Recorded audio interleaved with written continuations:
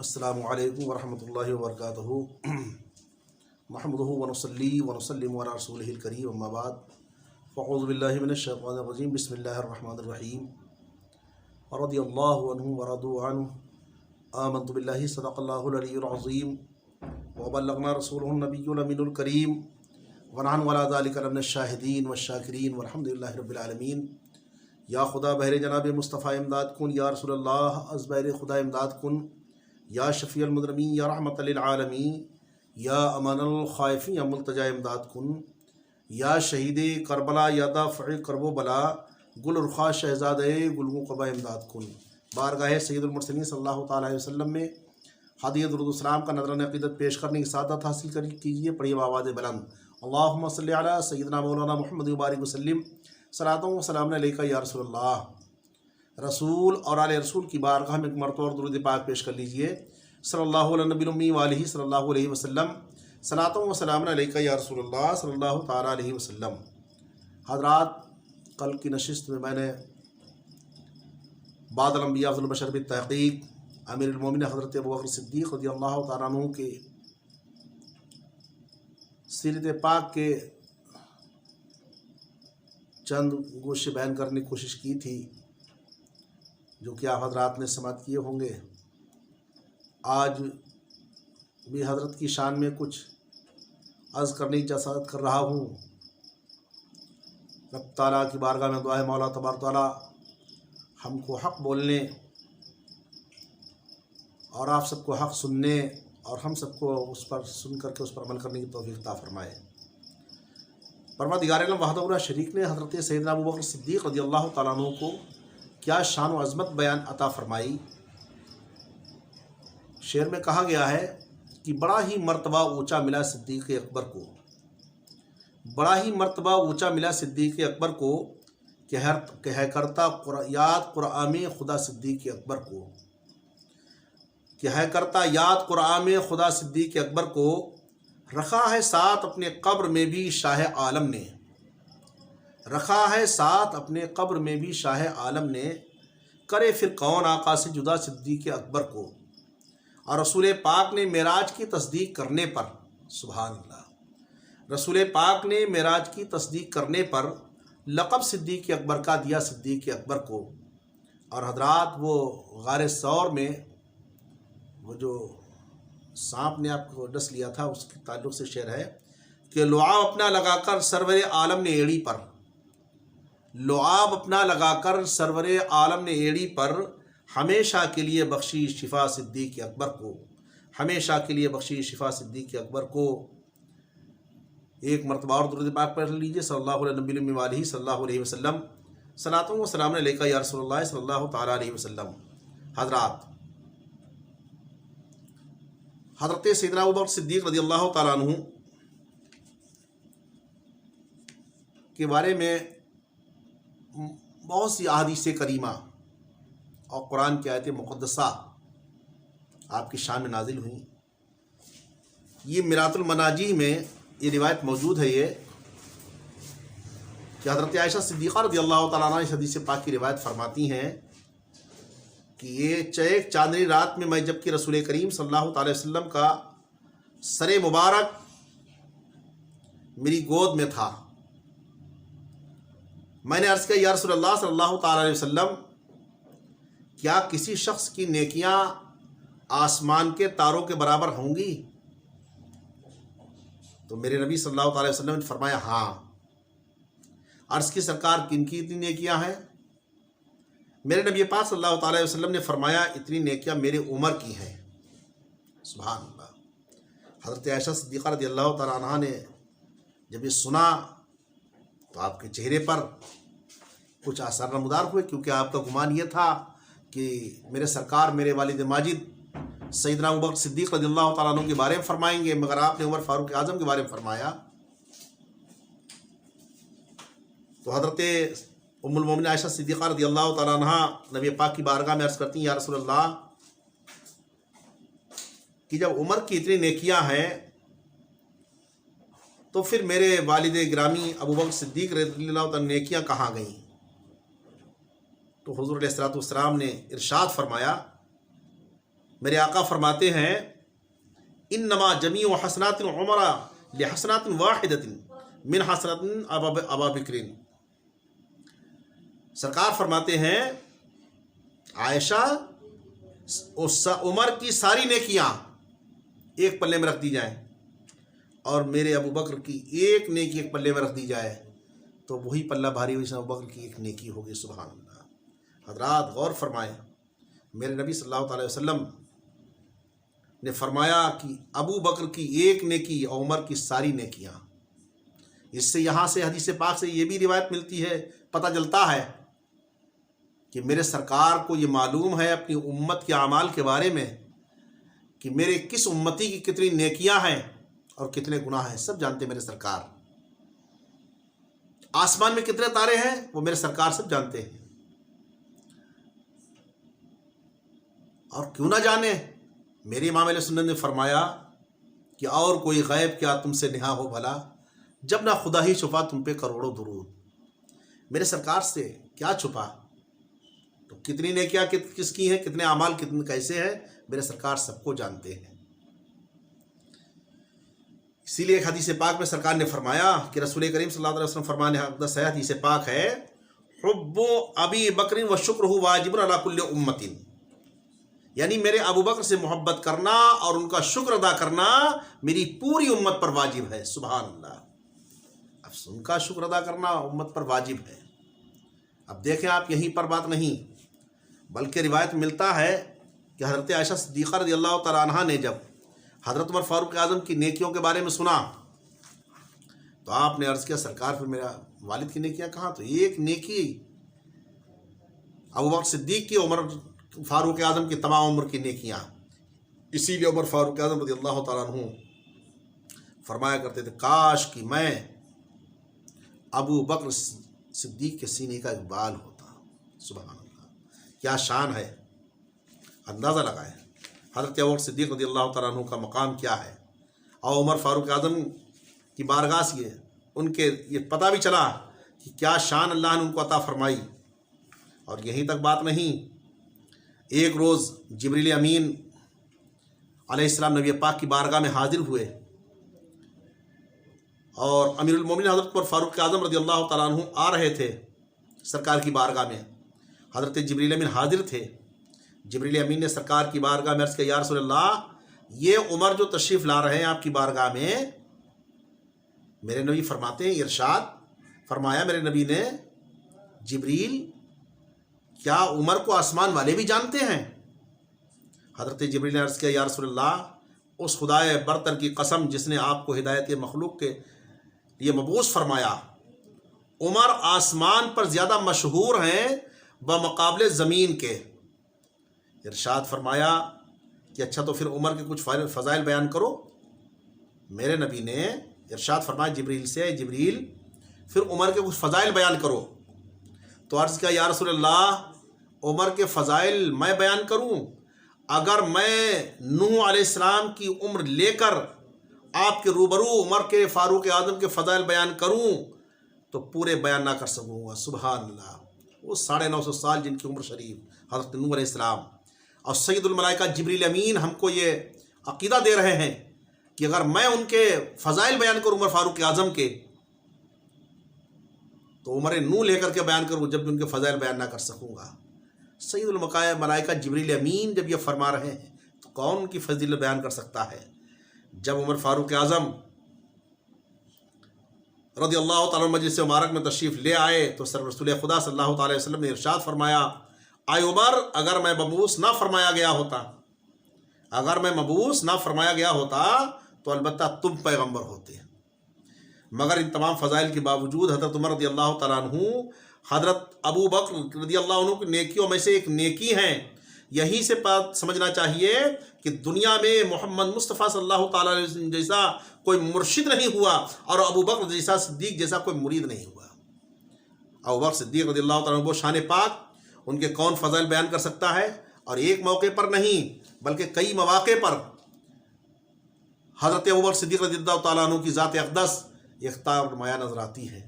آپ دیکھیں جس وقت میں قرآن پاک کی آیت کریمہ نازل ہوئی, الیوم اکملت لکم دینکم वातममतु अलैकुम निअमती व रदीतु लकुमुल इस्लाम दीना, यानी परवरदिगार आलम ने तुम्हारे दीन को कामिल कर दिया, तुम पर अपनी नेमत पूरी कर दी और तुम्हारे लिए इस्लाम को दीन को पसंद किया है।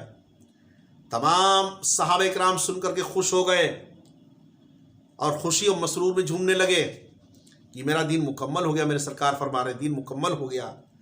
सब के सब तो खुश थे, मगर तन्हा एक ज़ात हज़रत सैयदना अबू बकर सिद्दीक़ रज़ियल्लाहु तआला अन्हु की थी कि आप उस वक्त जब आपने आयत करीमा सुनी तो आपके आँखों से आंसू जारी थे, चेहरे पे गमगीनी का आसार ज़ाहिर थे। उस वक्त में हज़रत अबू बकर सिद्दीक़ तन्हा अलग सोच रहे थे और सब तमाम साहबा एक तरफ सोच रहे थे कि मेरा दीन मुकम्मल हो गया। मगर जब ये बात हज़रत अबू बकर सिद्दीक़ रज़ियल्लाहु तआला अन्हु के सामने जब आई तो आप जब रोने लगे तो रोने का जब सब पूछा गया तो फरमाया कि मुझे इस आयत में फ़िराक़े यार की बू आती है, इसलिए कि अल्लाह ताला ने हमारे नबी सल्लल्लाहु अलैहि वसल्लम को हमारे दीन को कामिल और नेमतों को तमाम करने की खातिर भेजा था, और जब हमारा दीन मुकम्मल हो गया, मार्फत और तौहीद की नेमत हमें अता फरमा दी, तो अब मुझे मालूम होता है कि मेरे नबी पाक सल्लल्लाहु अलैहि वसल्लम अब हमें ज़्यादा वक्त नहीं रहेंगे। और हकीकत यह है कि यही हुआ कि चंद यौम के बाद मेरे सरकार ने दुनिया से बज़ाहिर पर्दा फरमाया। हज़रात, ये चीज़ किसी सहाबी के दरमियान में नहीं आई, मगर अबू बकर सिद्दीक़ रज़ियल्लाहु तआला अन्हु के जहन में ये बात आती है और उन्होंने इस चीज़ को ज़ाहिर कर दिया कि जो समझ और जो वरा जो फ़हम अबू बकर सिद्दीक़ को हासिल है वो किसी को हासिल ना हो सकी। और यहीं तक बात नहीं, बल्कि एक बार मेरे नबी पाक सल्लल्लाहु अलैहि वसल्लम ने एक मरतबा फरमाया कि मेरे सहाबा माल जमा करो, इसलिए कि जाना है जंग में।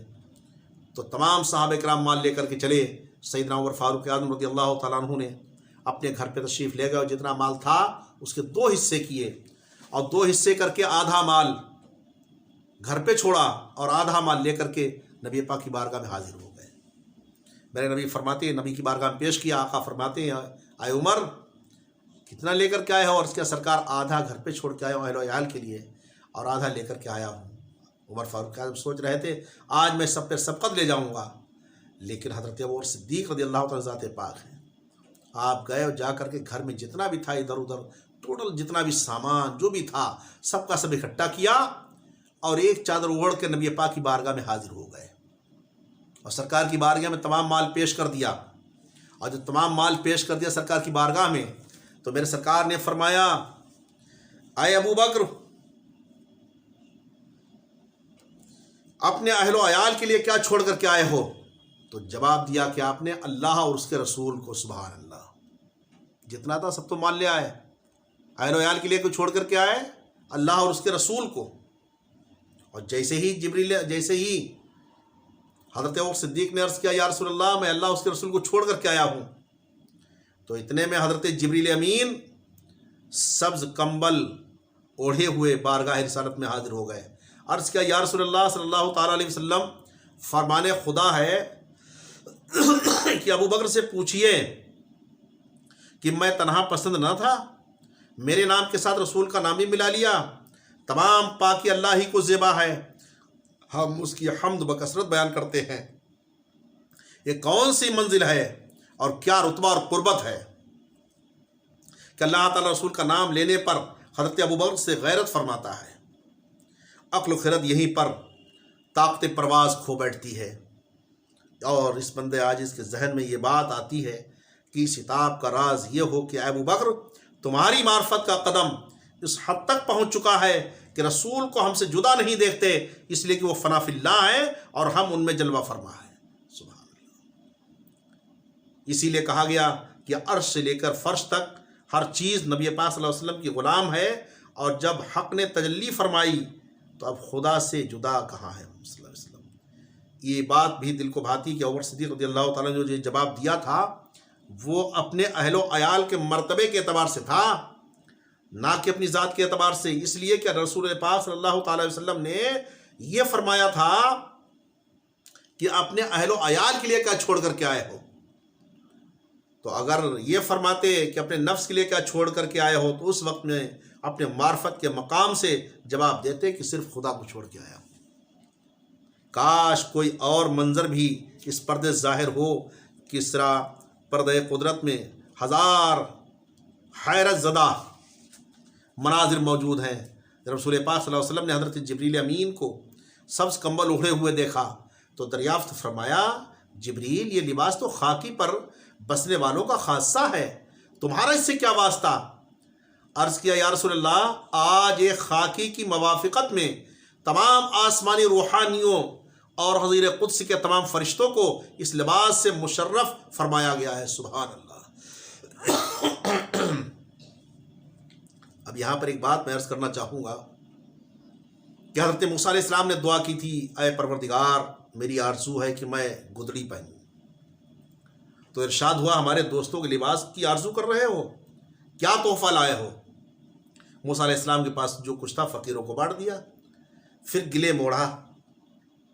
گلیم کو اوڑھا، اس وقت کسی فرشتے نے موسیٰ کلیم اللہ کی موافقت میں گلیم نہ اوڑھی، اس وقت تمہاری سمجھ کیا بتلائے گی؟ جبکہ اللہ تعالیٰ نے موسیٰ علیہ السلام سے فرمایا کہ میرے دوستوں کے لباس کی تمنا کر رہے ہو۔ یہی نا ابو بکر بھی انہی دوستوں میں سے ہیں جن کے لباس کی آرزو موسیٰ علیہ السلام نے کی، اور یہ کہ اللہ تعالیٰ کے جتنے دوست گلیم پوش ہیں، فرشتوں نے کسی موقع کی موافقت میں کمبل نہ اڑا۔ اس اعتبار سے حضرت عمر رضی اللہ تعالیٰ عنہ تمام دوستوں میں کیا سبقت لے گئے۔ لیکن اے دوست، یہ بات یاد رکھنا یہاں پر ہرگز یہ کہیں نہ سمجھ نہ بیٹھنا کہ ابو بکر صدیق رضی اللہ تعالیٰ عنہ فضیلت میں حضرت موسیٰ علیہ السلام پر فوقیت رکھتے ہیں، ایسا نہیں۔ چونکہ رسول پاک صلی اللہ علیہ وسلم نے مساکین کے گروہ کے ساتھ صحبت کی تمنا کی ہے، وہ پیغمبر ہیں، اور پیغمبر کے درجے کو کوئی غیر پیغمبر نہیں پہنچ سکتا۔ لیکن شان ابو بکر صدیق دیکھیں کہ ان کے موافقت میں حضور قدس کے تمام فرشتوں کو اللہ نے فرما دیا کہ وہ لباس پہنے۔ یہ شان ابو بکر صدیق رضی اللہ تعالیٰ عنہ ہے۔ اسی لیے تو فرمایا گیا ہے کہ آپ نے جب یہ مال پیش کیا تو میرے نبی صلی اللہ علیہ وسلم فرماتے ہیں، اے ابو بکر،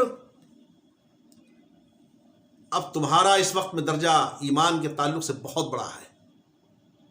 ایک اعرابی کھڑا ہو گیا نبی کی بارگاہ میں، عرض کیا، یا رسول اللہ، صدیق اکبر کو یہ تمام مرتبے اس لیے ملے ہیں کہ وہ رضا الہی میں 80,000 دینار خرچ کر چکے ہیں، اگر ہم بھی اتنے ہی دینار صدقہ کر دیں تو اس درجے تک پہنچ جائیں گے۔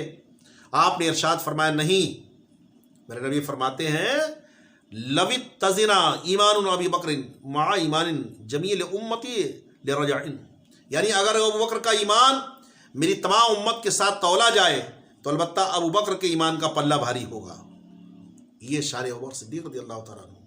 لیکن میں عرض کرنا یہ چاہتا ہوں کہ حضرت ابو بکر صدیق رضی اللہ تعالیٰ عنہ کی شان و عظمت بڑی عرفہ والا، بہت بلند والا ہے۔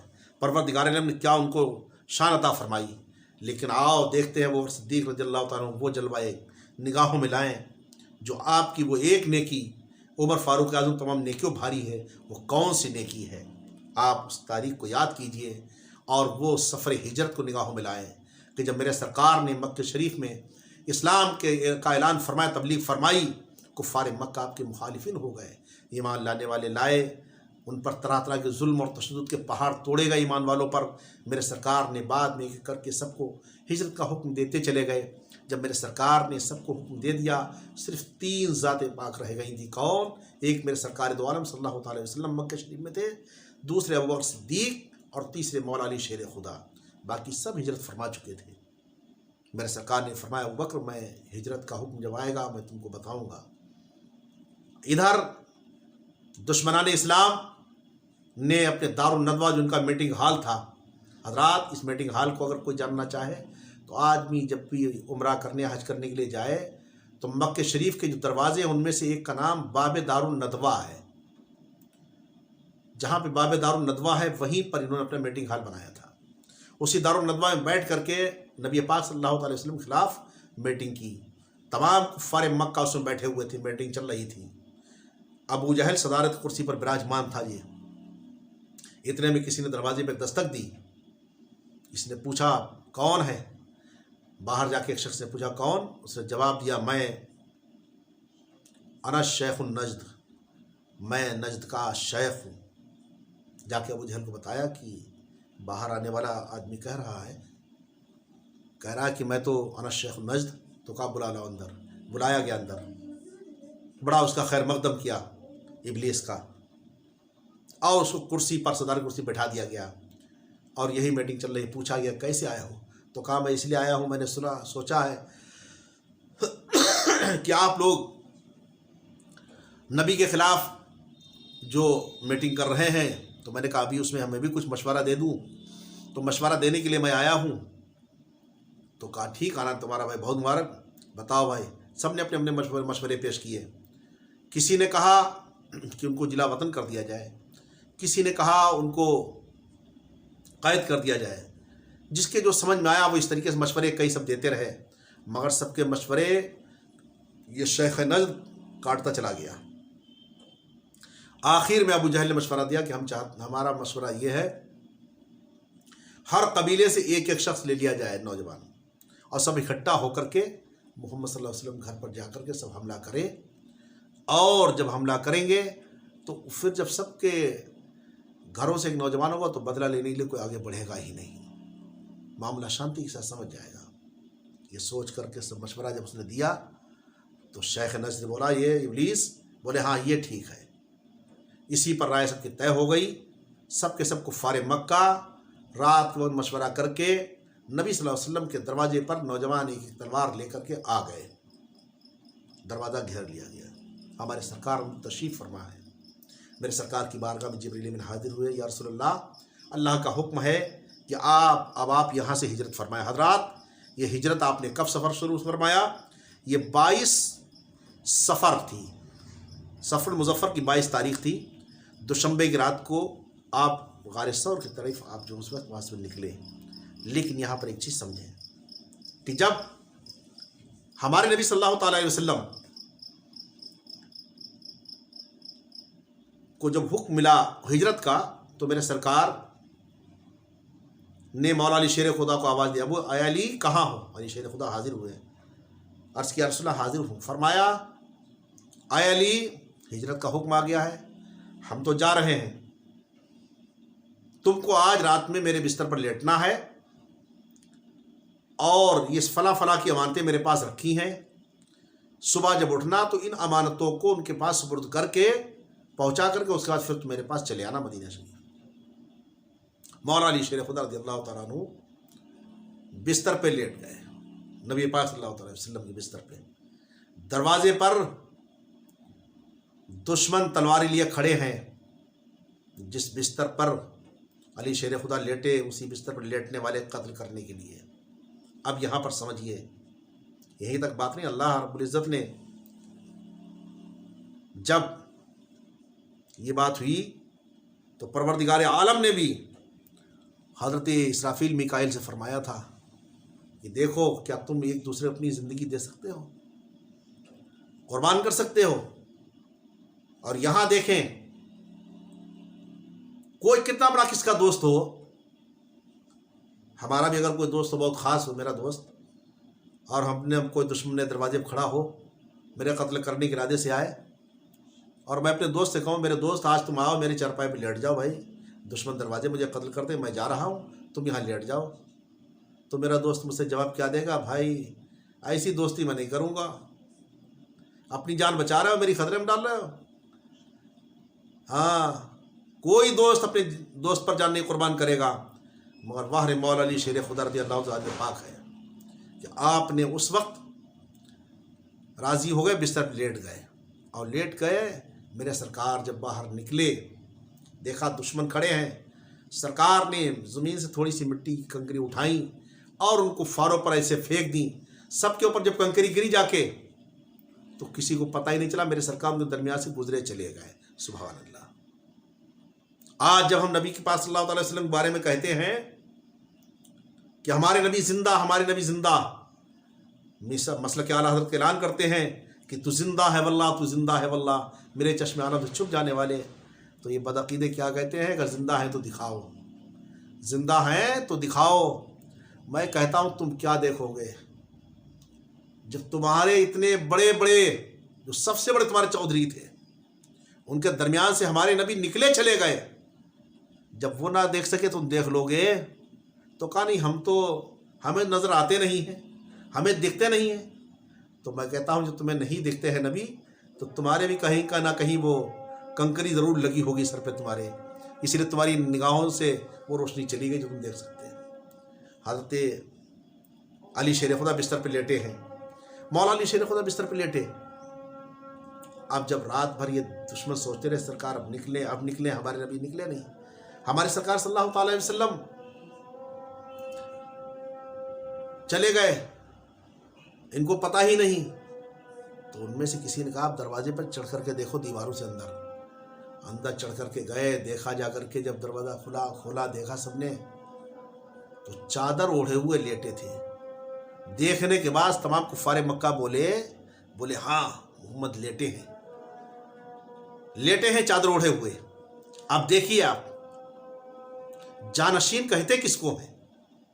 علی شیر خدا نبی پاک صلی اللہ علیہ وسلم کے بستر پر چادر اوڑھے ہوئے لیٹے، اور بستر پہ چادر اوڑھے ہوئے لیٹے ہیں، اور ایسے عالم میں کفار مکہ کیا کہہ رہے ہیں آپس میں کہ نبی چادر اوڑھے ہوئے لیٹے ہیں۔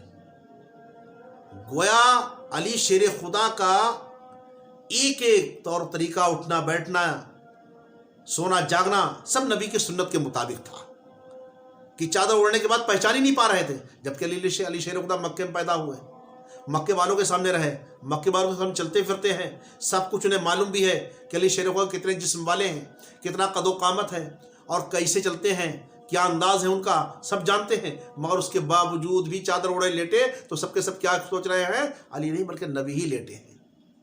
لیکن جب چادر ہٹائی تو سب کے سب حیرت میں پڑ گئے۔ علی شیر خدا اٹھ کر کے بیٹھے۔ اب وہ کفار مکہ پوچھتے کہاں ہے تمہارے نبی محمد، کہاں ہے محمد صلی اللہ علیہ وسلم، کہاں ہیں؟ علی شیر خدا فرماتے میں تو سو رہا تھا، پہرا تم دے رہے، تم بتاؤ میرے نبی کہاں گئے، ہم تو سو رہے تھے۔ کسی پوچھنے والے نے پوچھا آئے علی تم بستر پر لیٹے ہو، کیا تمہیں نیند رات کو آ گئی، سوئے تھے؟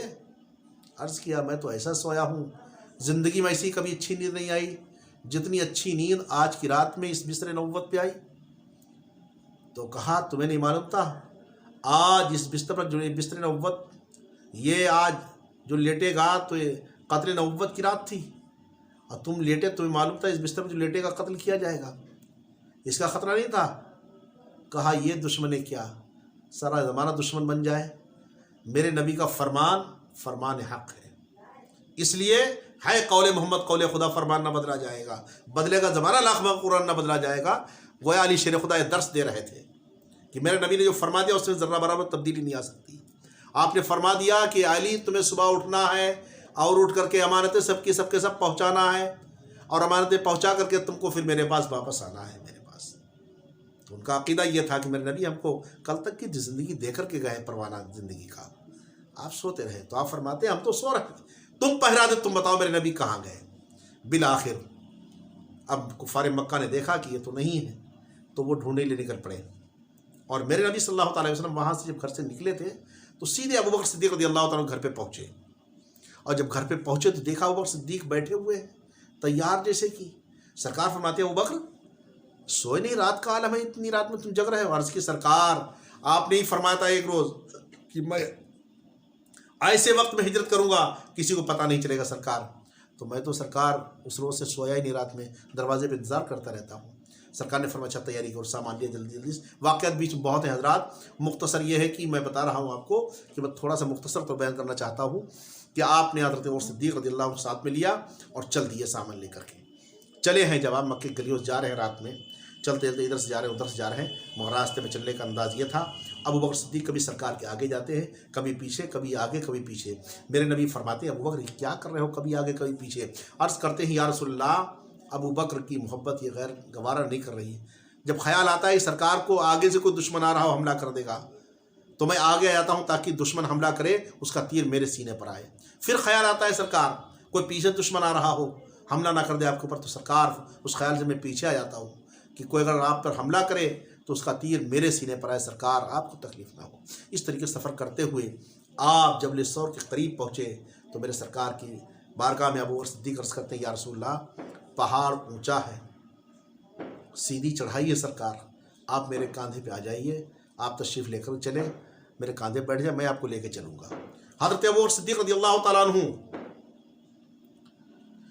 नबी पाक को अपने कंधे पर बिठाते हैं और कंधे बिठा करके सरकार के दोनों तलवे सीने पे सामने हैं, और यहाँ बिठा करके जब लेकर के जब चले हैं तो वो पहाड़ सीधा, उसकी चढ़ाई कोई आसान नहीं है। मैंने जवानी के आलम में 2009 में जब हज के लिए गया था, हज की सादत नसीब इस फकीर को जब हुई थी तो मुझे भी 3 घंटे चढ़ने में लगे थे, और जबकि आज रास्ता काट काट बना भी दिया गया है, तो ठहरते हुए हम गए 3 घंटे पहुंच पाए थे, और उस वक्त तो सीधा पहाड़ था। और सरकार को ऊपर कांधे पर बिठा करके लेके चलना नबी को, अरे अल्लाह पर, नबी को कांधे बिठाना क्या समझाया आपने? समझिए, पहले जब फतेह मक्का के दिन मेरे सरकार ने फरमाया था तमाम जितने बुत थे सबके सब तोड़ दिए गए, गिरा दिए गए।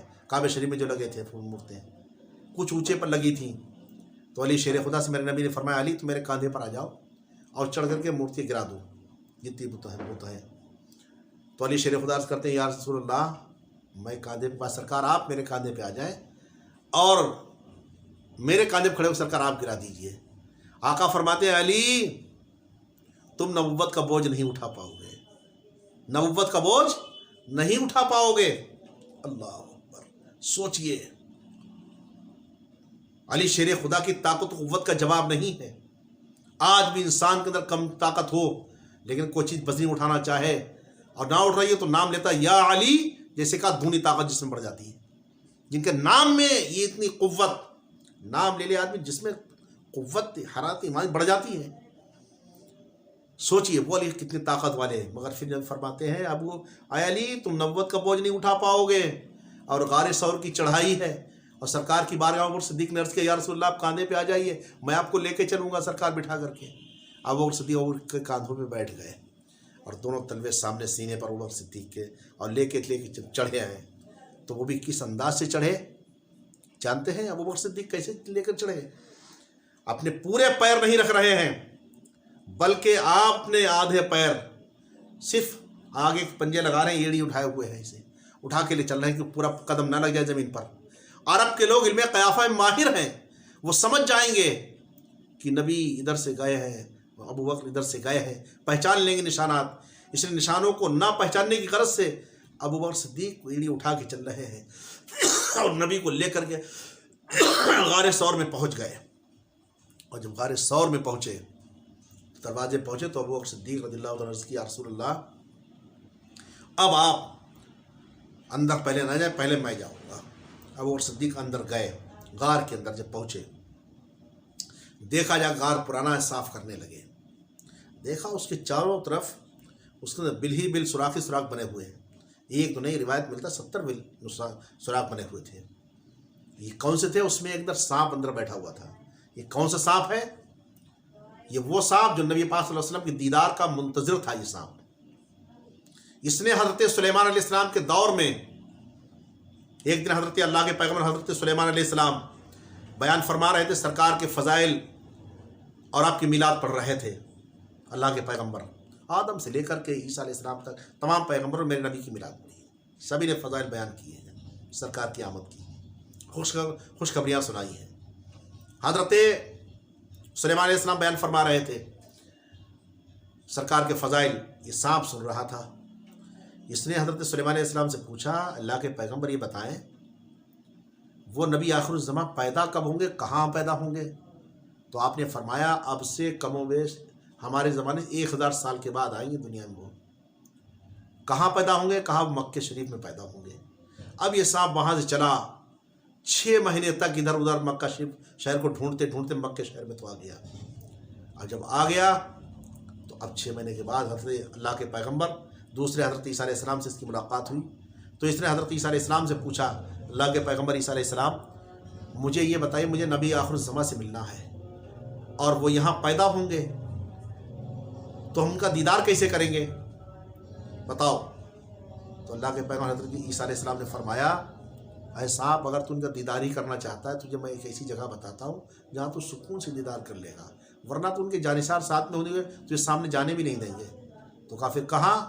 تو کہا جبل ثور پہ چڑھا جائے. جبل ثور کی چوٹی پر ایک غار ثور ہے، اس میں نبی آخر الزمان جب مکہ شریف سے مدینہ شریف کے لیے ہجرت فرمائیں گے تو 3 راتیں 3 وہاں پہ قیام فرمائیں گے. اس میں تو جا اور ٹھہر جایا کر کے اپنے بیٹھنے کی جگہ بنا لے، سکون سے دیدار کرنا. وہاں کوئی نہیں ہوگا، ابو بکر صدیق ان کے ساتھ ہوں گے اور کوئی نہیں ہوگا. سانپ گیا غار ثور میں چڑھتا ہجرت کر کے اسی غار میں جا کے بیٹھ گیا.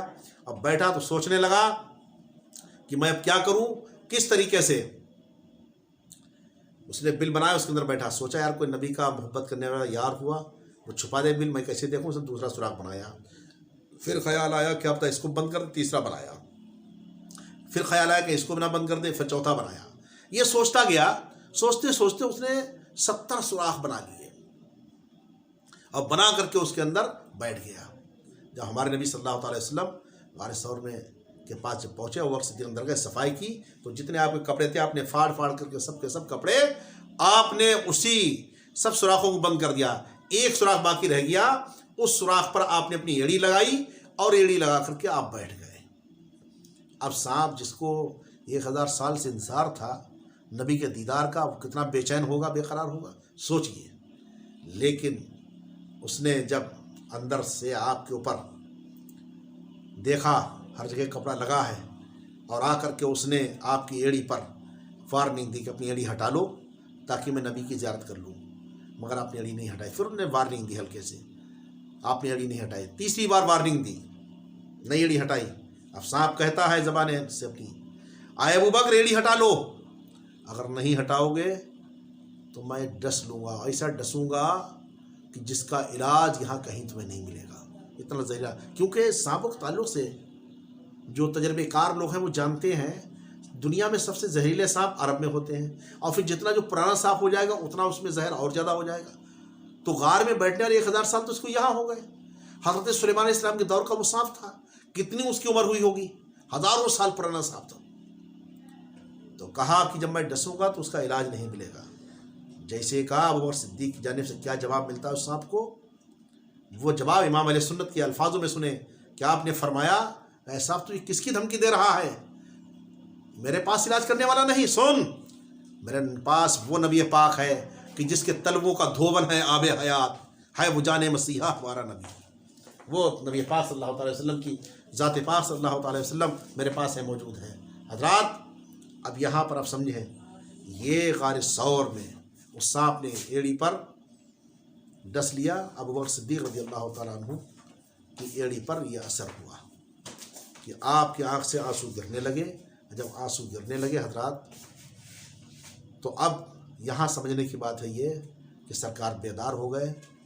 اب یہی سے بات انشاءاللہ العزیز حضرات غار ثور کی ہے. اس میں بہت سے نکات ہیں. مکڑی کے تعلق سے بتاؤں گا میں آپ کو، غار کے تعلق سے کچھ بتانا ہے، خاص باتیں مخصوص یہاں کی غار ثور کی بتانی ہے، چونکہ نشست میں اس وقت ہی بولنے کا اتنا ہی حق ہے. میں بول چکا ہوں. حضرات اس درمیان مجھ سے بولنے میں غلطی ہو گئی، اس کو معاف فرمائے. کل کی مجلس میں انشاءاللہ العزیز آپ کو بتایا جائے گا اس کے آگے واقعہ ترتیب بار، اور غار ثور کے تمام ایسے ایسے نکات آپ کو انشاءاللہ سننے کو ملیں گے جو ابھی تک آپ نے نہیں غالباً سنے ہوں گے، لیکن آپ سنیں گے تو آپ کی ایمان میں تازگی پیدا ہوگی. پروردگار کی بارگاہ میں مولا تبارک و تعالیٰ ہم کو حق بولنے، حق سننے، حق پر عمل کرنے کی توفیق عطا فرمائے. مجھ سے بولنے میں غلطی کوئی ہوگی مولا تبارک و تعالیٰ اس کو معاف فرما. استغفر اللہ ربی من کل ذنب و اتوب الیہ. لا الہ الا اللہ محمد رسول اللہ صلی اللہ علیہ وسلم. وآخر دعوانا الحمدللہ رب العالمین.